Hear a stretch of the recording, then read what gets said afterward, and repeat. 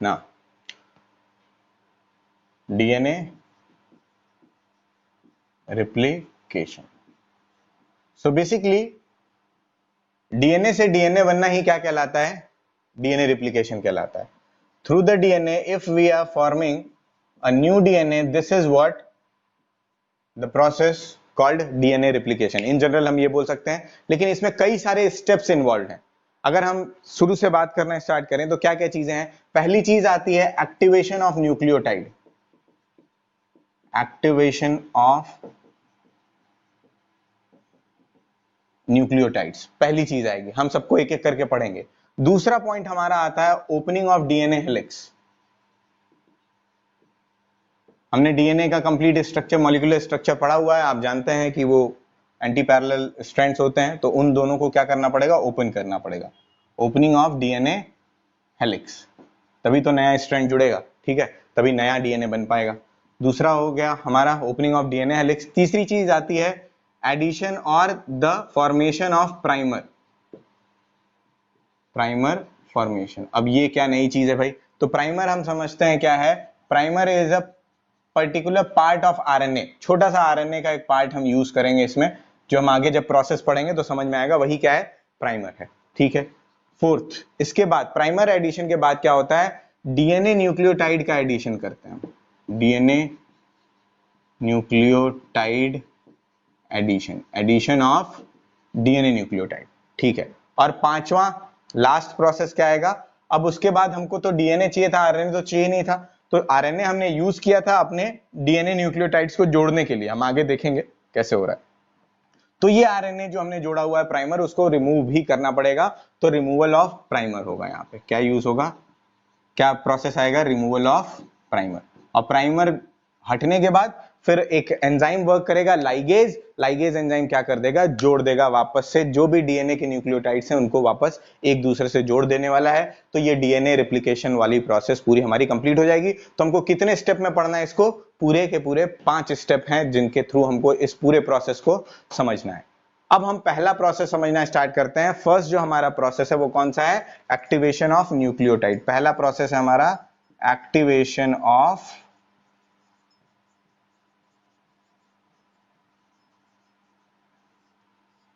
Nucleotides. तो पहली चीज आती है न्यूक्लियोटाइड्स जो हैं वो किस किस बेसिस पे अलग अलग होते हैं भाई? नाइट्रोजनस बेस के बेसिस पे, क्योंकि बैकबोन तो सेम रहने वाला है।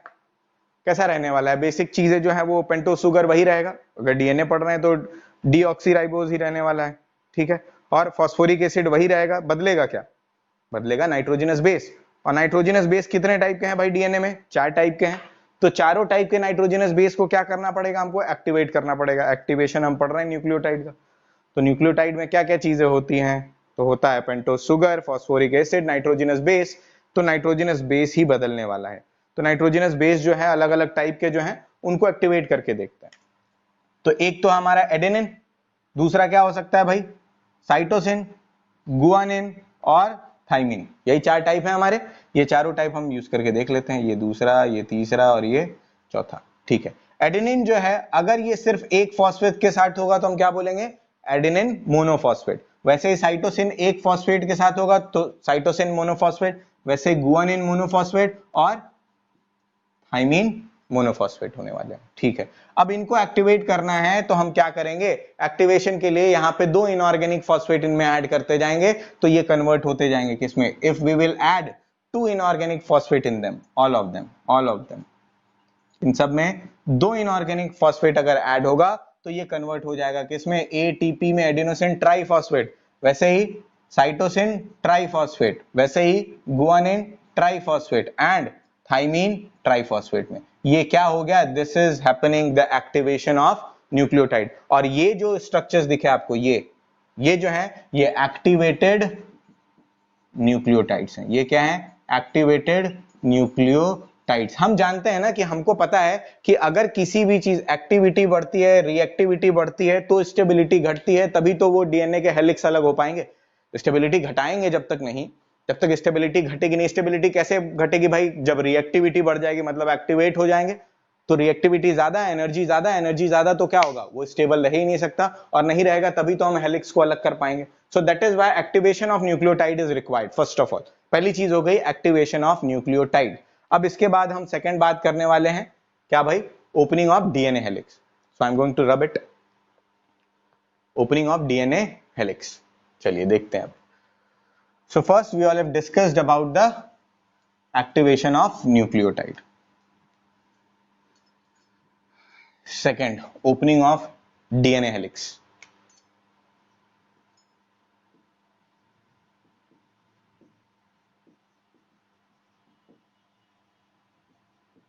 अब ये जो ओपनिंग है इसमें भाई बड़ी चीजें हैं।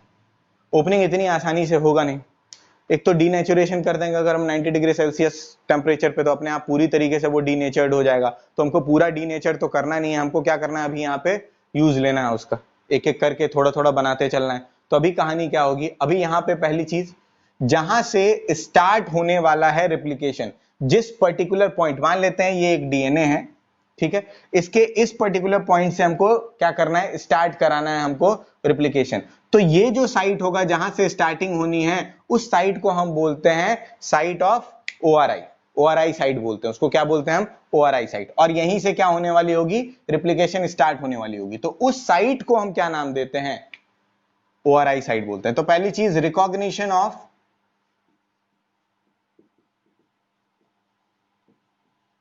ORI site. ओआरआई मतलब ओरिजिन से ही रिलेटेड है, ठीक है, कि पहली चीज पहले फाइंड आउट होगा कि कहां से ये, कहां ओरिजिनेट, कहां से होने वाला है, कहां से चीजें स्टार्ट होने वाली है। जहां से स्टार्ट होगा और जहां तक चलेगा उस बेसिस पे वहीं तक की चीजें क्या होंगी, जो होगी वो बॉन्ड्स ब्रेक होंगे और वो अलग होने वाले हैं। तो basically recognition of ORI site सबसे पहली चीज है जो हमारे ओपनिंग ऑफ डीएनए हेलिक्स में यूज में आने वाली है। दूसरी चीज, एक यहां एंजाइम यूज किया जाएगा जिसको हम बोलते हैं हेलिकेज। हम जानते हैं एज जहां भी लगता है वो ब्रेक डाउन के लिए, और हेलिक्स को ब्रेक करने के लिए लग रहा है, तो हमने क्या बोला है, helicase. It is responsible for the denaturing of the bonds in between the two helix. जो हेलिक्स है उसको ओपन करने के लिए, basically opening, to open the helix. Helix को ओपन करने के लिए मेनली ये एंजाइम यूज किया गया है, ठीक है। पहले हमने वो साइट खोजा, फिर उसके बाद उस हेलिकेज एंजाइम की वजह से उसको क्या कर लेते हैं, हम वहां से अलग कर लेंगे, ठीक है। तीसरा, अगला पॉइंट क्या आता है, यहां पे दो एंजाइम और लगते हैं, एक का नाम है टोपोआइसोमरेज। नाम बड़ा याद रखना है भाई, ये चीज आपको याद करनी ही पड़ेगी। Topoisomerase and single strand stabilizing protein, क्या है, SSSP, क्या बोलते हैं इसको, सिंगल स्ट्रैंड स्टेबलाइजिंग प्रोटीन। ये एक स्पेसिफिक प्रोटीन है जो कि जो हेलिक्स ओपन हुआ है ऑलरेडी, उसको सिंगल स्ट्रैंड में स्टेबल रखने के लिए रिस्पॉन्सिबल है। अदरवाइज ये हेलिकेज ने उसको अलग किया, फिर वो वापस से जुड़ गए, तो क्या होगा, कोई फायदा नहीं होगा। तो उसको स्टेबलाइज करना जरूरी है। तो यहां पे जो हमने पढ़ा वो क्या चीज आ रही है भाई, सिंगल स्ट्रैंड स्टेबलाइजिंग प्रोटीन और टोपोआइसोमरेज, दोनों का काम क्या होता है, to maintain that helix opened. वो हेलिक्स कैसा रहे, ओपन ही रहे, उसके लिए इसका यूज ले रहे हैं। और they will reduce the tension, ये क्या करेंगे, they will reduce the tension. कौन सा टेंशन रिड्यूस करेंगे, जो कि अलग हुआ है वो वापस से जुड़ ना जाए, ठीक है। This is what the opening of DNA helix. कैसे होगा, हेलिक्स कैसे ओपन होगा, मान लेते हैं ये था हमारा डीएनए, ठीक है, ये था डीएनए। हम मान लेते हैं this strand is from 3 prime to 5 prime. तो ये वाला कैसा होगा भाई, 5 प्राइम टू 3 प्राइम होगा। हम जानते हैं कि एंटी पैरेलल स्ट्रक्चर होता है, बीच में क्या होंगे भाई, यहाँ हाइड्रोजन बॉन्ड्स होंगे, क्योंकि नाइट्रोजनस बेस कनेक्टेड है एक दूसरे से दोनों स्ट्रैंड में, तो क्या होगा भाई, हाइड्रोजन बॉन्ड्स होंगे, ठीक है। अब हम इसको हम क्या करने जा रहे हैं, अब हम मान लेते हैं कि हमारा ओआरआई साइट ये है, ये पर्टिकुलर साइट है ओआरआई साइट, ठीक है। हमने रिकॉग्नाइज कर लिया, रिकॉग्निशन कर लिया, यहां हमको पता चल गया यहां से ब्रेक होना है। तो यहां पे अब ये इस तरीके से डीनेचर्ड होंगे। ये पूरा नीचे वाला जो है वो वैसा ही है, उसमें बदलाव नहीं आया। जहां से हमको ओरिजिन कराना है ये हमने आइडेंटिफाई किया था, यहां से कहानी हो रही है, वहीं से वो क्या हो रहा है भाई, देखो वो हेलिकेज एंजाइम ने काम किया और दोनों स्ट्रैंड को एक दूसरे से अलग कर दिया। कौन सा बॉन्ड ब्रेक किया है, यही हाइड्रोजन बॉन्ड ही तो ब्रेक किया, ऊपर वाला हाइड्रोजन बॉन्ड ब्रेक कर दिया। Hydrogen bond is a weak bond, आसानी से वो ब्रेक हो सकता है एज कंपेयर टू अदर्स। तो वो ब्रेक हो जाएगा। और ब्रेक होने के बाद क्या, इस तरीके से स्ट्रक्चर बना, और ये जो स्ट्रक्चर बना ये कौन सा होगा भाई 3 प्राइम, और ये क्या होगा 5 प्राइम। ये क्या होने वाला है 5 प्राइम, और ये क्या होने वाला है 3 प्राइम। जैसा था वैसा ही रहने वाला है। अब जो ओपन स्ट्रक्चर है ये ओपन ही रहे। ये ओपन किसकी वजह से हुआ, this is happening due to the enzyme helicase. और ये इसी तरीके से मेंटेन रहे उसके लिए कौन सा एंजाइम जरूरी है, topoisomerase and single strand stabilizing protein की रिक्वायरमेंट है ऐसा ही बने रहने के लिए। अब ये जो देखो स्ट्रक्चर आया ऊपर से खुल गया है ना, खुल गया है, तो इसको हम बोलते हैं रिप्लिकेशन फॉक। क्या बोलते हैं हम, रिप्लिकेशन, ठीक है, इसको हम रिप्लिकेशन फॉक बोलते हैं। और नीचे वाला जो एरिया है वो तो नॉर्मल ही है, जिस तरीके से पुराना वैसे ही नया, तो यहां पे चीजें इस तरीके से आएगी। अब अगला बात आता है क्या, यहां हमने देख लिया कि हेलिक्स कैसे ओपन हुआ, कैसे अपने तरीके से स्टेबल है। हमने रिप्लिकेशन फॉक क्या होता है ये देख लिया, जो ओपनड एरिया है जो हेलिकेज एंजाइम की वजह से ओपन हो चुका है उसको हम रिप्लिकेशन फॉक बोल रहे हैं। ठीक है, अब हमारा तीसरा पॉइंट आता है। अब तीसरा हम क्या पढ़ेंगे, प्राइमर फॉर्मेशन। तो प्राइमर फॉर्मेशन क्या होता है वो देख लेते हैं हम। तो मैं इसको रब करता हूं, चलिए भाई।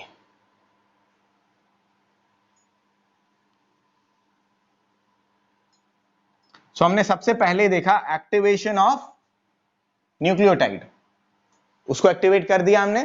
फिर उसके बाद हमने देख लिया हेलिकेज एंजाइम की हेल्प से बेसिकली हमने क्या कर दिया, रिप्लिकेशन फॉक बना लिया, मतलब उसको जो स्ट्रैंड्स थे उनको अलग कर लिया। और टोपोआइसोमरेज और सिंगल स्ट्रैंड स्टेबलाइजिंग प्रोटीन जो थे वो दोनों मिलके क्या किए, उन्होंने उसी तरीके से उसको स्टेबल बनाए रखने में हेल्प दिया। ठीक है भाई, ये बात हो गई। अब इसके बाद तीसरा पॉइंट आता है प्राइमर फॉर्मेशन। क्या आ रहा है भाई, प्राइमर फॉर्मेशन। अब ये जो प्राइमर फॉर्मेशन है, मैंने बताया कि आरएनए का ही छोटा सा पार्ट ऐड होना क्या कहलाता है, प्राइमर फॉर्मेशन कहलाएगा। प्राइमर वही होगा। ठीक है, अब ये किस एंजाइम की वजह से हो सकता है, it is happening due to DNA dependent RNA polymerase. किसके हेल्प से होता है, नाम बड़ा इंपॉर्टेंट है भाई, एंजाइम का नाम बड़ा इंपॉर्टेंट है। क्या बताया, डीएनए डिपेंडेंट आरएनए पॉलीमरेज, क्योंकि ये डीएनए के लिए हो रहा है डेफिनेटली, तो डीएनए डिपेंडेंट हो गया। और आरएनए बनने वाला है तो कौन सा पॉलीमरेज, आरएनए पॉलीमरेज। तो हमने क्या पढ़ा, ये किस एंजाइम की वजह से हो पाएगा, तो that enzyme is called as DNA dependent RNA polymerase. Enzyme की वजह से ये पॉसिबल हो पाएगा। होगा क्या, ये जो हमने रिप्लिकेशन फॉक देखा है, this is what the replication fork जो हमने पढ़ा है। सो बेसिकली हम जो पोलैरिटी देख रहे थे, this one is 3 prime, this one is 5 prime, तो ये anti parallel 5 prime to 3 prime, यही था हमारा स्ट्रक्चर। अब कहानी क्या होगी, जब भी हमको रिप्लिकेशन स्टार्ट करना होगा तो कभी भी ये जो प्राइमर ऐड होगा, जो आरएनए का टुकड़ा ऐड होगा, छोटा सा आरएनए मॉलिक्यूल जो ऐड होगा, वो अपने 5 प्राइम टू 3 प्राइम की तरफ ऐड होने वाला है, अपने 5 प्राइम टू 3 प्राइम की तरफ ऐड होने वाला है, क्योंकि पोलैरिटी तो उसमें भी होगी भाई, उसमें भी पोलैरिटी होने वाली है, तो अपने आप के 5 प्राइम टू 3 प्राइम की तरफ ऐड होगा। तो अगर हम देखें यहां से एक प्राइमर हम इधर ऐड करते हैं, इधर ऐड करते हैं, ये मान लेते हैं ये प्राइमर है, ये आरएनए का वो टुकड़ा है जो हम ऐड कर रहे हैं, ये ऐड कर रहे हैं हम अगर, तो ये होगा कहां भाई, 5 प्राइम ऊपर और 3 प्राइम कहां होगा, नीचे।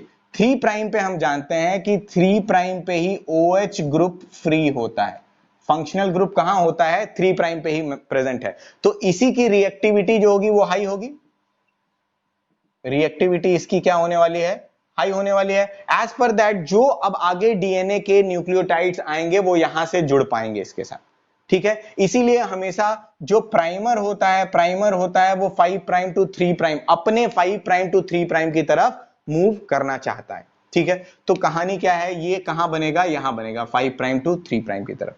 दूसरी चीज, अब इस वाले स्ट्रैंड में अगर देखें तो हम प्राइमर कहां जोड़ेंगे, यहां जोड़ेंगे, यहां जोड़ पाएंगे, नहीं जोड़ पाएंगे। रीजन क्या, क्योंकि यहां फिर आपको 5 प्राइम टू 3 प्राइम जोड़ना पड़ेगा, पोलैरिटी सेम हो जाएगी, it's not possible, polarity same हम नहीं रख सकते, अपोजिट पोलैरिटी पे ही काम चलता है, कॉम्प्लीमेंट्री बना रहे हैं तो अपोजिट पोलैरिटी होनी चाहिए। तो इस बार ये जो है ये 3 प्राइम था तो ये भी 3 प्राइम ही होगा, इधर से अगर देखें तो ये ऐसे ही चल रहा है ना।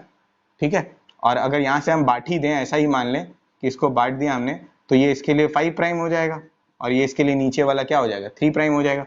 तो लेके यही समझ के चलिए कि ये 3 प्राइम वाला एरिया, तो 3 प्राइम से स्टार्ट करेंगे तो ये क्या हो जाएगा भाई, ये अपना 5 प्राइम इधर और 3 प्राइम इधर, तो इस बार जो ग्रोथ होगी वो इधर से इधर की तरफ होगी और इधर वाली इधर से इधर, एक ऊपर से नीचे आ रहा है और दूसरा नीचे से ऊपर जा रहा है। क्यों जा रहा है? हम जान रहे हैं कि 3 प्राइम जो है उस पे OH फ्री है और उसकी रिएक्टिविटी ज्यादा है, उसकी रिएक्टिविटी ज्यादा है, तो जो ग्रोथ होगा वो किधर की तरफ होने वाला है? इधर की तरफ न्यूक्लियोटाइड जुड़ेंगे, इसमें इधर की तरफ जुड़ेंगे।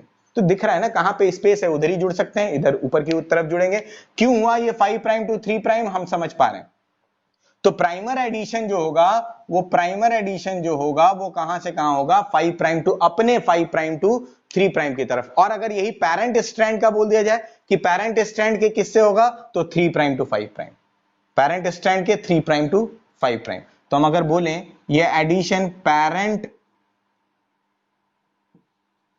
स्ट्रैंड के किस पोलैरिटी से होगा, तो पेरेंट स्ट्रैंड की 3 prime to 5 prime, 3 prime to 5 prime की तरफ ऐड होने वाला है। ठीक है, और प्राइमर अपने आप के जो न्यू स्ट्रैंड बन रहा है उसके 5 प्राइम टू 3 प्राइम की तरफ ऐड होगा। ये भाई पोलैरिटी ध्यान रखने की जरूरत है, और वो अगर याद नहीं भी रखेंगे तो अपने आप आपको समझ में आएगा। अगर जानते हैं आप कि थर्ड पे जो होता है वो OH फ्री होता है, रिएक्टिविटी ज्यादा है, तो वो इधर ही से अटैच करना पड़ेगा, कहीं और से तो अटैच होगा नहीं। This is what the primer formation. Hope so यहां तक बात समझ में आ गई आपको। तो 3 हमने प्रोसेसेस पढ़ लिए। पहला हमने पढ़ा एक्टिवेशन ऑफ न्यूक्लियोटाइड, दूसरा हमने पढ़ा कि किस तरीके से हम जो हेलिक्स है उसको ओपन कर रहे हैं, फिर तीसरा हमने पढ़ा कि प्राइमर ऐड कर रहे हैं। क्यों प्राइमर ऐड कर रहे हैं भाई? प्राइमर जब तक ऐड नहीं होगा तब तक जो न्यूक्लियोटाइड्स आने वाले हैं डीएनए के वो अटैच नहीं हो पाएंगे। हम जानते हैं ना कि कोई भी अगर कंक्रीट कोई दीवार वगैरह है तो उसको अगर सीमेंटेड करा दिया आपने तो उसके ऊपर पेंट करने के पहले उसको प्राइमर लगाते हैं, ताकि जो बाद में पेंट लगाए वो उससे पकड़ के रहे, बिल्कुल उससे चिपक के रहे, वो पेंट आपका जल्दी खराब ना हो। उसी तरीके से यहाँ भी वही वैसा ही समझ लीजिए कि प्राइमर यूज किया गया है ताकि वो डीएनए न्यूक्लियोटाइड अच्छे से फॉर्मेशन उनका हो पाए। तो प्राइमर एडिशन जरूरी है, इसीलिए तीसरा प्रोसेस हमने पढ़ा प्राइमर एडिशन। अब इसके बाद डीएनए के न्यूक्लियोटाइड इसमें ऐड किए जा सकते हैं। तो इसके बाद हम डीएनए न्यूक्लियोटाइड ऐड करना सीखेंगे, चौथा प्रोसेस। ठीक है, यहां तक बात समझ में आ गई सबको?